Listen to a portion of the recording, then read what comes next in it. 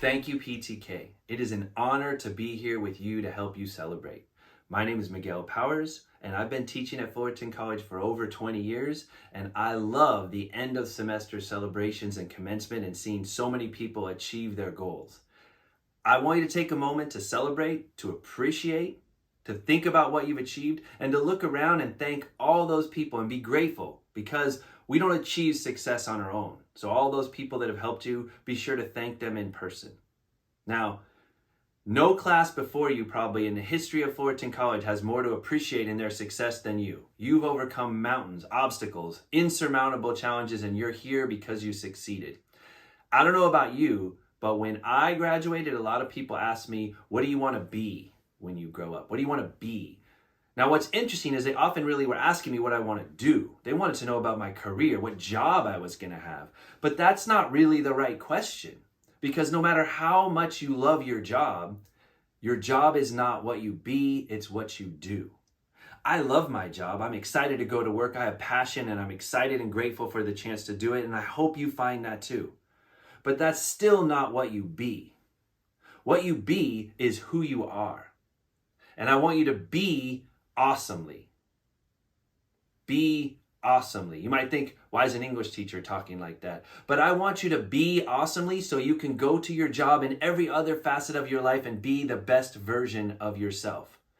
Now, when you envision success, I imagine, like many of us, you see something like this image. You imagine yourself at the top of a mountain, at the pinnacle, at the achieving moment. But what we don't usually see is this image where we see all the challenges. And this is the route up Mount Everest and all the work. And no one gets to the top of Mount Everest alone. It takes a team and it takes support, because being smart means being smart enough to ask for help. And sometimes you're the person who gives the help, and sometimes you're the person who needs the help. And that is how I want you to be in the world. As an example, my uncle, when I went home for a family reunion, showed me a slideshow. You can tell how old I am because it was actually a slideshow. But I did not want to watch the summer vacation that he took, but it turned out it was fascinating. I couldn't get enough of it and made him show me again, because my uncle didn't just go to a lake or something. My uncle climbed Mount Everest. And I was just in awe that my uncle, the headline would read, "Man climbs Mount Everest." As he's showing me this amazing thing, he's showing me pictures of aluminum ladders across what looked like bottomless crevasses, like seemingly endless pits into the earth. And there's pictures of ladders that have collapsed and broken, and he's crossing the ladder in the picture. And I'm amazed, and he's telling the whole story, and I can't wait to get to the end. And when we get to the end, that's when I find out the real story. Because my uncle didn't actually climb Mount Everest. He got all the way to the top, the base camp. And when he got to the night before, you get one chance. He and his partner left their tent at 4 a.m. in the dark, and they're climbing up into the snow at this extreme elevation, and they're on their one path to the goal that's been their life dream. But they talk and they think they're hearing voices in the wind, but that doesn't make any sense. There shouldn't be anyone there. So they keep going on their one path. But as they go, they're sure that they're hearing voices. So they see their path and they hear the voices. And together, my uncle and his partner decide to leave the path that takes them to Mount Everest at their one goal they've dreamed about their whole life. And instead, they go off the path and into the snow. And they find 2 climbers who'd been left from the night before, because one of them went ice blind and he couldn't see. And his partner stayed with him. But now he had frostbite on his feet and he couldn't walk. So my uncle and his partner carried these men down the mountain until they could get them to safety, where they were flown out. And so my uncle didn't stay on the path and didn't climb Mount Everest. But instead, he and his partner saved 2 lives.